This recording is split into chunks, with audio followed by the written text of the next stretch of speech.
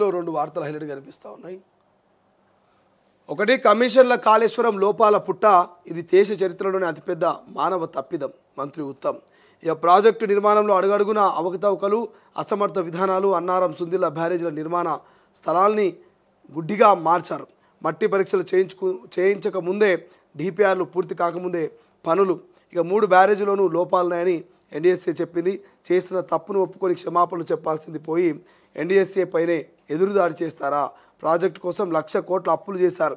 వాటి వడ్డీలు కిస్తీలకే ఏటా 16,000 కోట్లు కడుతున్నాం. గత ప్రభుత్వం చేసిన పొలిటికల్ స్టంట్తో వేల కోట్ల ప్రజాధనం దుర్వినియోగమైంది. కేసీఆర్ వల్ల దేశం ముందు తెలంగాణ విశ్వసనీయత దెబ్బతిన్నదంటూ ఫైర్.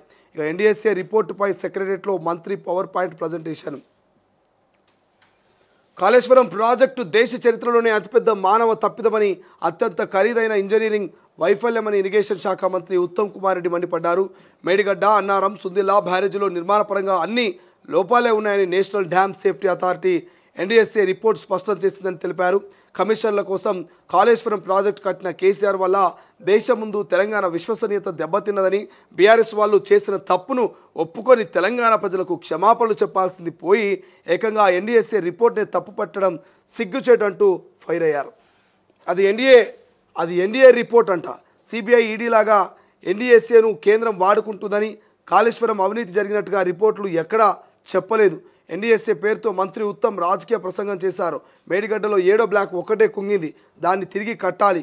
హై లెవెల్ కమిటీలు చర్చించాకే అన్నారం, సుందిలలో లొకేషన్లు మార్పు, అన్ని టెస్టులు డిజైన్లు ప్రకారమే బ్యారేజీలు నిర్మించామని వెల్లడి. సో ఇక్కడ ఆప్షన్ తెలంగాణ ప్రజలకే వదిలేస్తున్నా.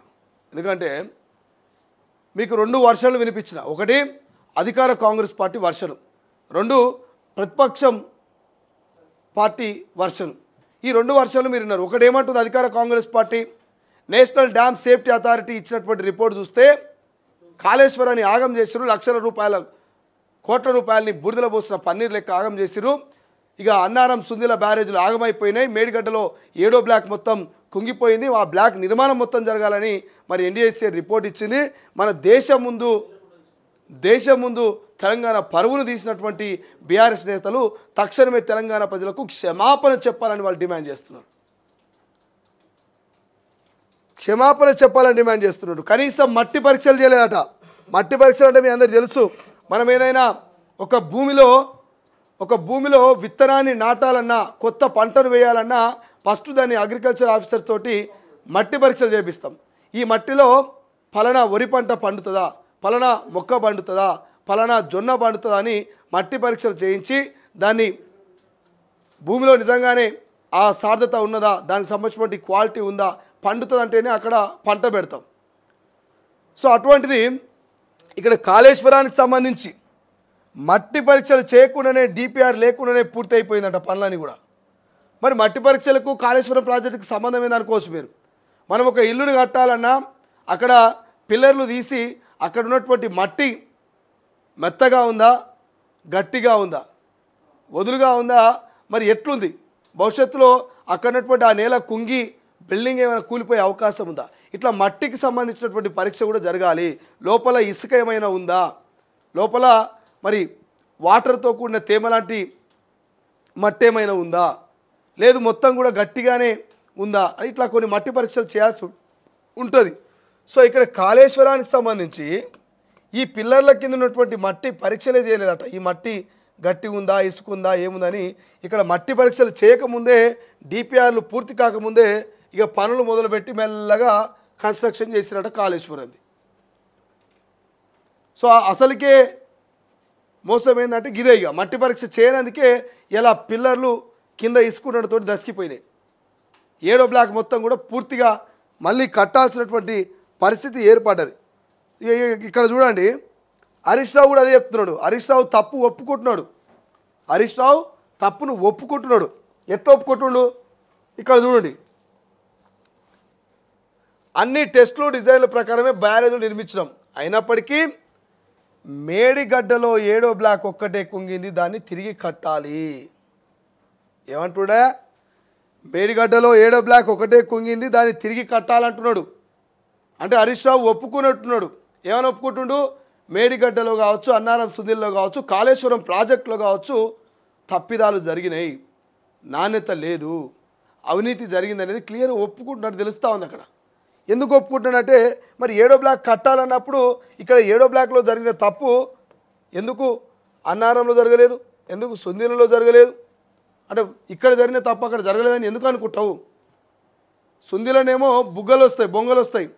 అన్నారం సుందిలలో బొంగలు వస్తూ ఉంటాయి, కింది నుంచి మొత్తం కూడా మట్టి కొట్టుకుపోయి బొంగలు వస్తూ ఉంటే ఆ బొంగల్లో మీరు సిమెంట్ సంచులు రాళ్ళు వేసి ఇచ్చి దాన్ని క్లోజ్ చేసే ప్రయత్నం చేస్తారు.